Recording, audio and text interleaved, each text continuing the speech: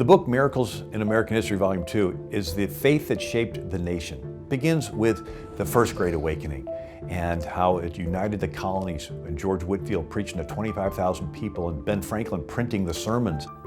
Dr. D. James Kennedy once addressed the significance of this spiritual movement in American history on location in a colonial church. During the late colonial period, there was a movement of God that swept up and down the Atlantic coast. It was called the Great Awakening, spurred on by the great Christian leaders like Jonathan Edwards and George Whitefield. The Great Awakening played a key role in the founding of America. And then the Second Great Awakening, right after the Revolution.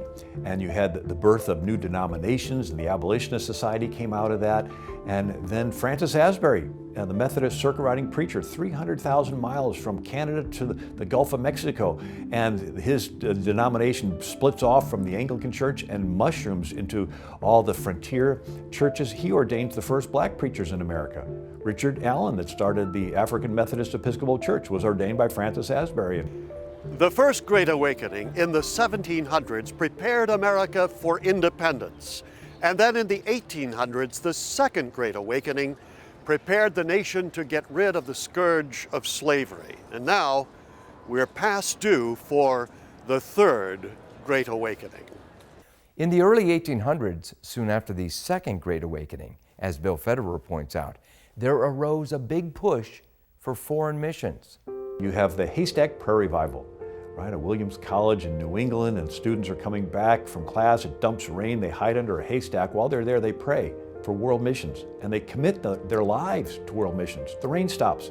They go to class and tell the other students, they commit their lives. And we begin to send missionaries to the Caribbean, to Burma, to Hawaii. And then things people don't know, that on the second ship to Hawaii is a black woman, Betsy Stockton. And she starts schools in Hawaii, and she's teaching them not only how to read and write, but teaching them the Bible. And then you have the Layman's Prayer Revival. In 1857, a guy puts a sign out in New York to pray at lunchtime. Maybe one person shows up. Well, the next week, a dozen. Next week, a couple hundred. Next week, thousands. It turns into tens of thousands in New York and Chicago and Philadelphia, Boston, Los Angeles are praying in 1857 at lunchtime, and it's layman's organized. Bill Federer notes the incredible impact of the prayer movements in major American cities in the late 1850s. One of the people that is affected by this is a businessman. He's a shoe salesman in Chicago. His name's Dwight L. Moody, and he finds an abandoned saloon, opens it up for immigrant kids to come, and he teaches them the gospel. He says it's the greatest lie of the devil to think that kids can't understand the gospel when Jesus used a child as the example of faith. Well, Abraham Lincoln, when he is elected president, he stops off in Chicago on his way from Springfield to D.C. He goes to D.L. Moody's Sunday school class. 1,500 people are in there by this time.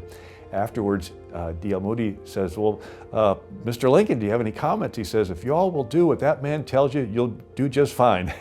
In his Gettysburg Address, President Lincoln said that America is in need of a new birth of freedom. However, in order to have a new birth of freedom, more and more Americans need to experience the new birth of the soul or the spirit. And then you have Charles Finney revival. And Charles Finney says, look, being a Christian is more than just agreeing with doctrine. You have to show your faith. And so that inspired George Williams to start the YMCA.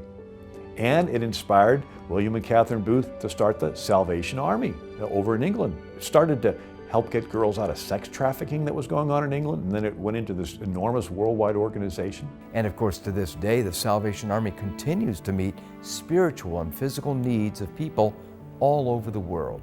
Without any question, there are millions of people today, as we're sitting here, who are receiving something beautiful, either of a physical or spiritual kind, from compassionate Christians. There wouldn't be a Salvation Army without a Savior. Jumping to the 20th century, the first part of it, Bill Federer notes a dramatic conversion of a professional American baseball player. In the book, there's a chapter on Billy Sunday, Chicago White Stockings baseball player. He's recruited by A.G. Spalding of the Spalding Sporting Goods. And at the height of his athletic career, he's leaving a bar in Chicago downtown, and he hears singing, the Pacific Garden Mission. He wanders close, and it's the songs his mom used to sing. And he ends up going there, and then he ends up getting saved and turns into an evangelist. Civilization and society rests on morals. Morals rest on religion.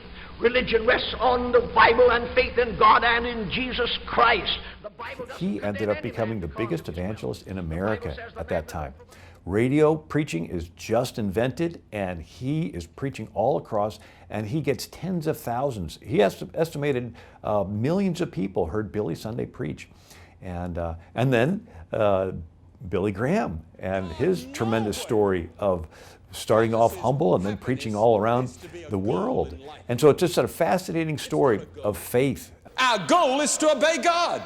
Our goal is to do the will of God. We even have a chapter there on the Apollo space program, right? And so they're Apollo 8 circling the moon on Christmas Eve, 1968. And they read the first lines from the book of Genesis on their way back. For all the people back on Earth, the crew of Apollo 8 has a message that we would like to send to you. In the beginning, God created the heaven and the earth. And the earth was without form and void, and darkness was upon the face of the deep. Madalyn Murray O'Hair threatened to sue NASA. So after that, they said, turn the mic off. Well, now we're at Apollo 11. And we all know Neil Armstrong, first man to step on the moon. Well, the second man was Buzz Aldrin. And Buzz Aldrin, before he stepped out of the module, requests radio silence, and he had communion. And he tells the story that he went to the Presbyterian Church in Houston. They called it the Astronauts Church because, John Glenn and several went there. And so the pastor, Dean Woodruff, had given Buzz Aldrin a little silver cup for a chalice, and he poured the grape juice in 1/6 gravity, so it slowly curls in there. And then he had communion. He read John chapter 15, I am the vine, you are the branches. So the first food consumed on the moon was communion. The bread and the grape juice. The Eagle has landed. We're home. Man on the moon. Boy.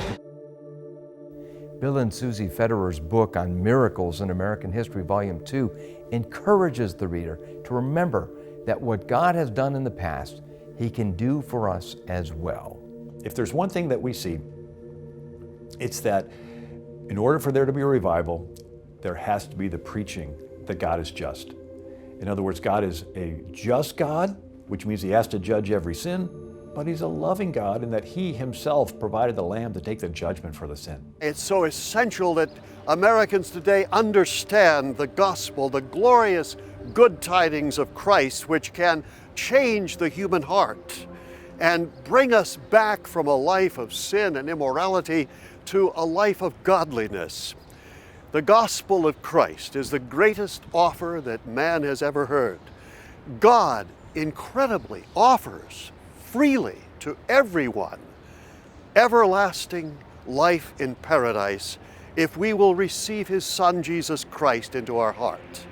He loved us enough to give the greatest gift that He could possibly give, His own Son. In the book, there's a chapter on D. James Kennedy and how he started humbly, and he went out and with evangelizing on the streets and ended up building the tremendous Coral Ridge Church there in Fort Lauderdale, Florida, and the weekly television program, and then starting Evangelism Explosion and the Center for Christian Statesmanship, and all the different ministries that came out of that that are still going on today and being a beacon of light and a hope and a torch for the light of the gospel and righteousness going forth. So just an inspiring story of Dr. D. James Kennedy in the book as well.